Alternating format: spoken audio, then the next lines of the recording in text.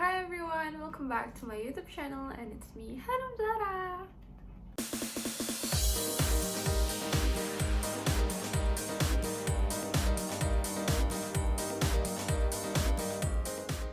I know it's been a long time since I last uploaded my videos. In fact, when I recorded, it's just been a week since I uploaded my last videos about IELTS. Tapi aku udah jarang untuk yapping tentang kehidupan dan ini ngobrol-ngobrol sama kalian. And today, aku akan membahas topik yang udah ada di kepala aku sejak lama banget. Sejak postingan ini diupload, postingan kolaborasi aku sama Scoters, dan aku receive banyak banget DM dari kalian dan juga comment, either positive and negative, but I read most of them and aku senang sih, most komennya alhamdulillah positif, tapi yang negatif juga aku tetap senang. Negatif kritik yang membangun aku senang banget karena itu ya bisa jadi inspirasi aku untuk terus berprogres. Most of the DM itu tentang minta tips and trik beasiswa, dan ada beberapa orang juga yang nge-share kalau mereka juga on the same boat as me in terms of economic background. Jadi mereka dari keluarga yang ada yang kurang mampu, dan ada yang biasa-biasa aja, but mereka have an ambition to study abroad, just same as me. Dan di sini karena aku udah di University of Toronto, alhamdulillah I got like fully funded scholarship S1 di sini dan udah masuk ke tahun kedua. I feel like it's a great time to share my experience to you in terms of setiap orang itu berhak punya mimpi. Tapi sebelum itu aku mau cerita sedikit di balik postingan Scoters ini. Jujur terkait dengan judulnya, aku tuh sempat rada insecure dan unsure tentang apakah ini judul yang tepat gitu buat postingannya, karena aku tuh dari dulu nggak pengen orang-orang terlalu ngelihat tentang latar belakang keluarga aku, karena what's the point on looking at my family background kalau sebenarnya menjalani kehidupan tuh aku. Tapi when I ask my parents about this title, and I also ask my bestie, jadi aku bilang kayak apakah titlenya too much atau ini lebih menyorot ke kayak yang ini Hanum berasal dari keluarga yang kurang mampu, atau anaknya Gojek, anaknya buruh pabrik, apakah itu harus di highlight and stuff like that. Tapi nggak bisa dipungkiri kalau it's always be part of my life, you know, your family, it's always take on your status. Kayak kamu anaknya bapak kamu, anaknya ibu kamu, walaupun sebenarnya pekerjaan itu nggak identify who you are. So masih banyak stigma yang mengatakan kalau yang bisa kuliah di luar negeri itu cuma orang-orang yang punya privilege, cuma orang-orang kaya karena biayanya mahal. Terus yang bisa dapat beasiswa full di luar negeri itu cuma orang-orang yang punya prestasi tingkat nasional, dan of course untuk mempersiapkannya tuh kan susah banget kan. Aku harus ikut banyak kursus, kan aku harus mempersiapkan dari jauh-jauh hari, kayak for example les kumon dari kecil biar nanti pas gede bisa juara di speech, di storytelling. And in this video I wanna convince you that not necessarily. The only thing that can hold yourself back is only yourself. And the only thing that can push you to keep move forward, it's only yourself. It's not your money, it's not your economic background, it's not your family, it's not your friends. Kalau kamu tetap mau untuk jadi lebih baik, take all opportunities, everything is possible. Nih aku tunjukin ya. Jadi intinya sebelum postingan ini diupload kan diminta approval aku dulu kan, apakah setuju dengan headline-nya Hanum jebolan pesantren, anak buruh pabrik dan driver Gojek kini berhasil S1 di Kanada dengan beasiswa, which is all of this are true. Aku emang jebolan pesantren, aku dulu SMA-nya nyantri di Kendal, terus aku juga ibu aku tuh buruh pabrik, bapak aku driver Gojek, and nothing wrong with that, you know, like I'm so proud of my parents' job. Even aku ingat banget dulu pas ngambil rapot SMP, yang ngambil tuh bapak aku, dan bapak aku proudly wearing his Gojek jacket. Yeah, he's a Gojek driver. Terus dia pakai ke sekolah aku, dan nothing wrong with that, right? Dan ibu aku juga buruh pabrik, and you know what? Aku tanya ke ibu aku kan, by the way aku ngomong sama ibu aku kan pakai bahasa Jawa, ini udah dari kecil jadi udah biasa aja gitu. Ini aku bilang kayak, what do you think mom, gitu, gimana menurut ibu? Terus ibu aku bilang setuju banget, and bangga aku jadi buruh pabrik. And my mom send a voice note like this. I send a voice note first. Ini kayak aku bilang, emang nggak apa-apa kalau headline-nya kayak gitu. Itu kok secara tidak langsung bikin orang mengkasihani aku ya. Padahal aku kan nggak mau dikasihanin. Even though I know kalau mengkasihani orang lain juga nggak sepenuhnya buruk. Tapi in this case kayak aku nggak mau dikasihani karena itu gitu. Terus my parent send this.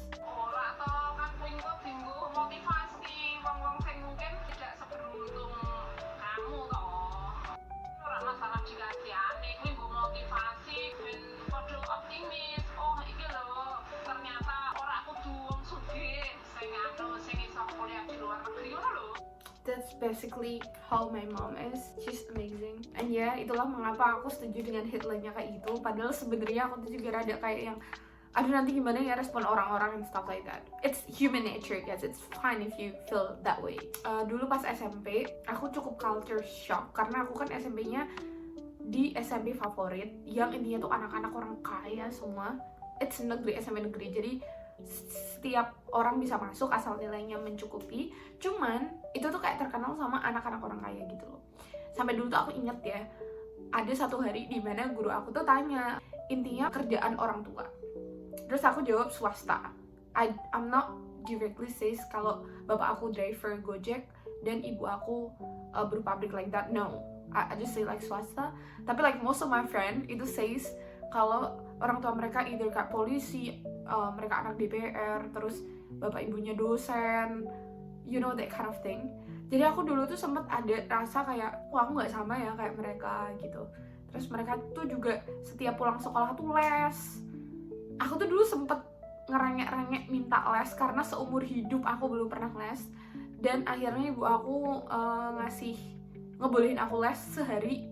Itu juga free tutoring pas itu karena aku diajak temen aku, terus katanya ngeliat dulu nggak apa-apa, nggak usah bayar dulu, terus nanti kalau mau lanjut baru lanjut. Dan ternyata kebetulan di les itu karena lesnya tuh kayak private tutoring, ternyata lesnya tuh cuman ngebantu kita untuk ngejawab soal gitu. Dan I feel like setiap hari, bahkan sejak SD itu tuh aku ngerjain kan semuanya sendiri. Terus misal aku nggak tahu jawabannya, ibu aku tuh walaupun lulusan SMA, beliau tuh punya curiosity yang tinggi banget.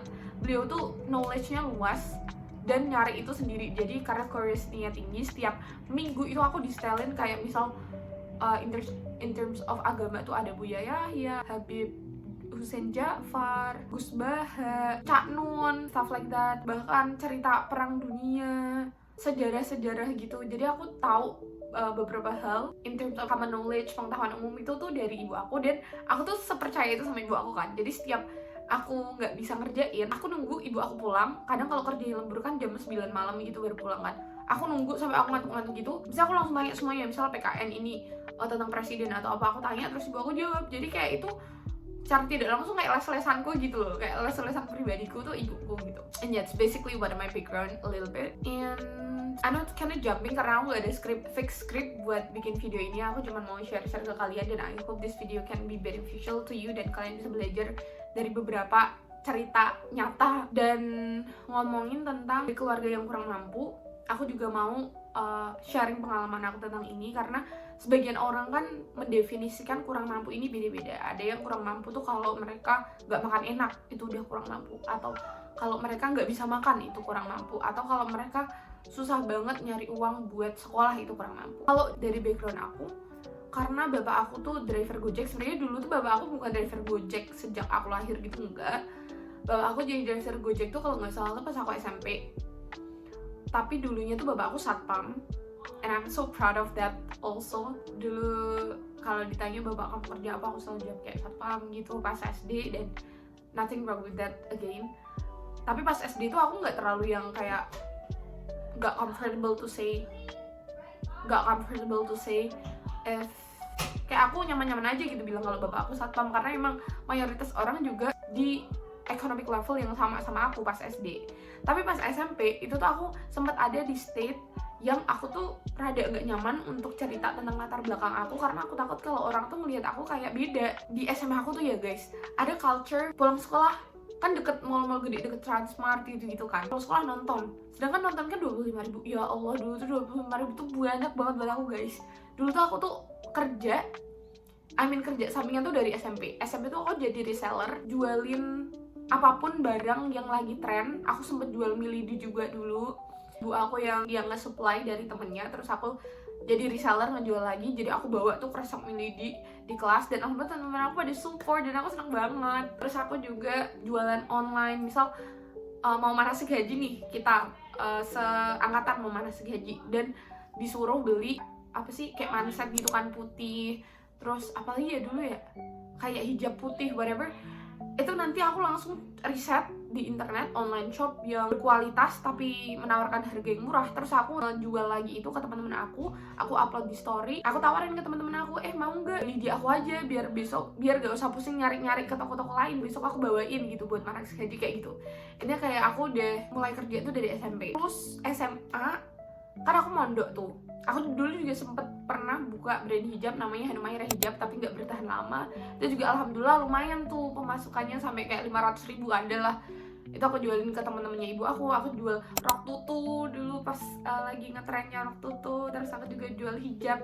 Dulu tuh aku alay banget. Aku juga start my YouTube channel, aku sempet bikin video tentang tips mulai bisnis buat anak muda, 5 ide bisnis buat anak muda whatever. Itu sejak SMP, walaupun aku tuh have no clue. I just started, and my subscribers is not even 100 at that time, but I don't care, like I just want to start it, like it's my chance, I have the opportunity to make a video and I just make it, Terus I don't know why, aku interest banget mempelajari agama aku karena menurut aku Islam tuh kayak peaceful. Terus aku pengen tahu Islam dari berbagai segi, dari berbagai perspektif gitu. Dan aku pengen punya partner diskusi dan punya lingkungan yang mendukung aku untuk mempelajari agama aku, makanya aku mau masuk pondok. Nah ternyata di pondok aku itu nggak terlalu salaf banget, jadi pondoknya yang nggak terlalu agama banget, jadi itu kayak still make it balance in terms of academic and non-academic yang lebih ke agama gitu. Dan dulu aku mulai juga belajar ngafal Quran, ikut organisasi dan pelajar pencinta Quran, which is alhamdulillah aku dapat kesempatan untuk jadi presidennya dan nge-structure organisasinya, terus taking care of para penghafal Quran. It's such an honor for me.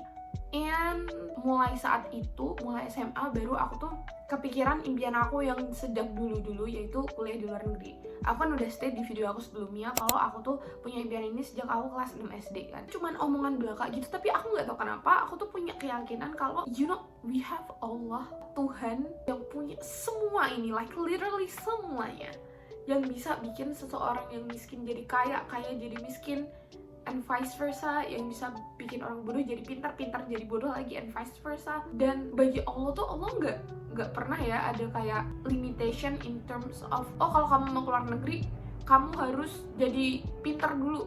Nggak pernah, karena Allah bilang itu. Allah cuma bilang kayak, hambaku kalau kamu pengen sesuatu ngomong sama aku, karena Allah kan ya Ghani, Allah maha kaya, Allah maha memberi, Allah maha mengasihi kan. Terus aku juga pas itu baca bukunya Bernard Mansur tentang Dream Big Pray Bigger. Kalau minta sama Allah tuh nggak cuma harus minta akhirat doang ya, akhirat pasti ya semua orang pengen masuk surga, tapi juga dunia kita harus sadar kalau kita tidak bisa menggapai apapun kecuali atas kehendak Allah gitu. Terus akhirnya itulah yang bikin aku terus move forward, yang bikin aku terus percaya sama mimpi aku kalau everyone have the right to have a dream and to achieve it, and we have that ability, like everyone has their ability. Karena Allah nggak bakal ngasih ujian ke hambanya melebihi batas kemampuannya. Ya, that's basically apa yang membuat aku terus moving forward. Terus talking back about my family background lagi, my lowest point is nggak bisa makan. Itu pas aku SD kelas 5-an. Aku tuh nggak tahu kenapa sejak dulu tuh semangat banget buat belajar guys. Aku selalu nangis kalau nilai ulanganku jelek, walaupun orang tua aku tuh nggak pernah force aku buat, Hanum kamu harus jadi ranking 1 ya. Paling bapak aku dulu tuh kalau kamu gak ranking 1 gak bakal aku beliin tas. Dan dulu tuh aku beli tas kan setahun sekali ya guys, setiap naik kelas tuh baru dibeliin tas. Itu bapak aku tuh udah wanti-wanti kalau misal aku gak ranking 1 ya udah gak usah beliin tas. Dan dulu tuh namanya anak kecil ya, kayak sedih banget kalau misal gak dibeliin tas, makanya aku kayak semangat belajar untuk dapet tas itu. But other than that, dulu pas SMP juga aku sempet diremehin sama beberapa orang. Karena kan diremehin ya, gak necessarily diremehin, gak directly diremehin, tapi secara tidak langsung mereka tuh bilang kalau udahlah kamu gak mungkin bisa masuk organisasi ini, gak mungkin bisa dapet ranking di situ. Di situ lo orangnya pinter-pinter les setiap hari. But the thing is, I don't know why setiap aku diremehin, aku tuh selalu ngerasa no, I can't do that.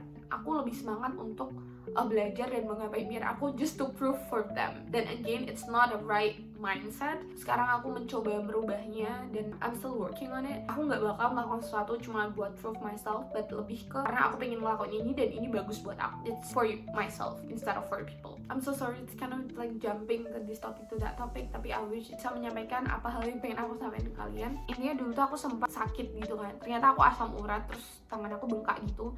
Dan at that moment aku tuh lagi ada ujian IPA kelas 5 SD.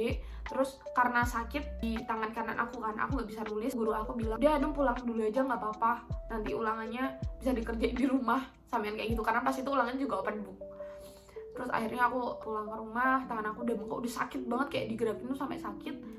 Terus pas ibuku pulang, ternyata ibu aku bilang kalau sebentar ya Hanum, nunggu dulu kalau ada pelanggan yang datang, karena dulu kita ada toko kelontong gitu di rumah, tapi tokonya tuh sepi. Terus kita tuh nggak tahu kenapa ya, aku nggak tahu gimana situasi ekonomi kita, karena dulu aku juga masih kecil. Tapi intinya ibu aku bilang kalau nanti kalau ada pelanggan yang beli, uangnya bisa kita pakai buat ke puskesmas. Itu kayak cuma 5.000 atau 20.000 lah at least. Terus alhamdulillah sorenya ada yang beli lampu, aku inget banget. Terus dapatlah uang, akhirnya baru diobatin si tangan aku itu, dapat salep gitu. I felt like that kind of describing how my economic background is. Dulu tuh kita tuh sampai nggak pernah kayak mikirin besok makannya apa, karena kita sepasrah itu. We believe that Allah tuh bakal ngasih rezeki. It's not because of kita nggak put in effort ya. Bapak aku kerja, ibu aku kerja, aku juga sekolah. Tapi kan at the end of the day yang ngasih rezeki Allah kan. Bener-bener pernah sampai nggak punya uang sama sekali, 100 perak tuh nggak ada guys. Sampai ibu aku bilang, Hanum besok gak usah sekolah dulu ya, ibu nggak ada sangu and stuff like that. Tapi tetap aku kekeh mau sekolah. Udah nggak apa-apa, nggak usah jajan, yang penting berangkat, yang penting aku mau sekolah. Terus akhirnya dikasih lah buat berangkat BRT, karena kan aku commuting yang 14 km itu loh guys. Aku harus naik BRT. Terus pulang tuh kan sore, aku juga ada organisasi and stuff like that, jadi harus naik bis gitu, nggak bisa jalan kaki. Jadi tetap harus ada uang buat naik bis. Tapi kan uang naik bis cuma 1.000 kan kalau buat student, jadi tetap bisa berangkat sama pulang. Itu juga continue tuh di SMA tuh aku hemat banget. Sampai teman-teman aku tuh tahu aku kan suka banget bakso, tapi aku tuh orangnya hemat kan, karena ya aku nggak bisa boros gitu. There's no such an option. Jadi aku kalau kantin biasanya cuma beli bakso itu 1.000 rupiah dapat 1 butir doang. Terus aku minta kuahnya yang banyak. Itu rada memalukan sih, tapi it's actually what I did. Dan at that time alhamdulillah aku punya teman-teman yang bisa accept aku apa adanya gitu. Aku juga jarang banget buat kayak beli di kantin banyak-banyak, karena ya aku harus save my money. Yeah, that basically what it is. Tapi hal yang pengen aku sampaikan dari semua hal yang telah aku jalanin, guys, whatever your economic background is, mau ibu kamu kerja jadi buruh pabrik sama kayak aku, atau gojek driver, atau penjual gorengan, atau apapun lah, atau ibu rumah tangga. Ibu rumah tangga juga keren banget. Your parents' job is not determine your future. The one who determining your future is only yourself and the choice that you made and what you did today. So it's not about your parents, nothing to do with your parents' job and stuff. Everyone has their own right to have a dream and to pursue it and to put effort in it and to achieve it. Dan percaya aja, apapun yang kalian lakuin sekarang, kalau kalian lakuin itu beneran karena kalian pengen achieve it dan dengan niat yang benar, percaya kalau Tuhan itu baik. Tuhan akan ngirim berbagai pertolongan dari arah yang gak pernah kita sangka-sangka untuk membantu kita. Dan sometimes sebelum dikasih pertolongan, kita tuh diuji dulu. Dan semua orang itu melewati masa-masa suffering guys, no matter what. Kamu tuh memilih cara suffer kamu sendiri, kamu tuh memilih penderitaan kamu sendiri. Nih, kamu study is suffering. Study is something that uncomfortable. Belajar itu sesuatu yang gak semua orang pengen ngelakuin, karena emang itu susah dan emang itu rada such a suffering phase, right? Tapi dengan kamu bodoh itu juga suffer. Dengan kamu gak belajar dan kamu gak tahu dan kamu bodoh, itu juga suffering. Dengan kamu mencoba untuk berdaftar beasiswa, bikin essay, tanya ke orang-orang, itu suffering mode. Mode menderita, itu sulit, hal-hal yang sulit. Tapi dengan kamu gak pernah mau nyoba untuk mendapat beasiswa, itu juga rasa guilty-nya at the end of the day, itu juga suffering to you, right? Jadi suffer, it's inevitable. Suffering, penderitaan adalah hal yang kita gak bisa avoid, gak bisa kita hindari. Itu akan happen no matter what. So choose wisely your own suffering. Kalau aku choose on suffering to study, I know it's suffer, but I know it's gonna give me a fair return. Jadi I'm willing to do that. Then again, the only thing that can hold yourself back is only yourself. It's no matter berapa orang ngeremehin kalian kalau kalian nggak peduliin omongan mereka dan kalian keep moving forward, kalian decide to moving forward towards your dream, itu pilihan kalian. Tapi kalau kalian memilih untuk mendengarkan omongan mereka dan kalian stop karena kalian takut nanti mereka akan komen kalian di belakang atau kalian dapat negative comment, kalian stop. It's also your choice, right? Yang bikin kalian stop tuh at the end of the day only yourself, it's not them. I mean, ya mereka juga salah satu faktor yang bikin mungkin kalian doubting yourself, tapi at the end of the day kalian decide untuk mendengarkan mereka atau enggak. Dan guys, please realize that mereka tuh gak berkontribusi apapun dalam hidup kalian. Yang akan ngebayar bills rumah kalian kan kalian sendiri, yang akan menjalani hidup kan kalian sendiri. Kalau kalian sukses, siapa yang senang? Kalian sendiri. Kalau kalian gagal, siapa yang ngerasain gagalnya? Kalian sendiri. Mereka tuh cuma bisa komen, dan mungkin bahkan mereka komen kayak gitu tuh karena itu refleksi dari diri mereka yang tidak bisa seperti kalian. Jadi harusnya kalian bangga kalau ada orang yang berusaha bikin kalian jatuh, karena mereka tahu, mereka ngerasa ke-threat, mereka merasa terancam. Jadi kalau kalian mendengarin mereka kan cuma ngasih makan ego mereka. Omongan mereka tuh sebenarnya nggak akan ngasih impact apa-apa ke kalian kalau kalian nggak let it impact yourself, you know what I mean? So yeah, that's basically what I wanna talk about. I hope poin yang pengen aku sampaikan bisa tersampaikan ke kalian, dan video ini bisa bermanfaat at least untuk sebagian kecil atau 1-2 orang yang nonton deh bisa sadar kalau kalian tuh free to choose whatever you wanna choose, regardless of your economic background, regardless of your family background. Karena at the end of the day, make a decision is you and for yourself, and you can do whatever you want to do, and you're capable for that. And if God put that intention, that ambition to yourself, that means you meant to do that, you meant to achieve that, and you're able to do that. So yeah, keep dreaming, dream big, pray bigger, always do your best and believe on yourself. I love you guys. I hope this video can be beneficial again and again. I keep repeating it, but whatever. And I'll see you to the next video. Bye. I love you. Don't forget to subscribe, like, and share this video kalau kalian merasa video ini bermanfaat. And thank you for watching.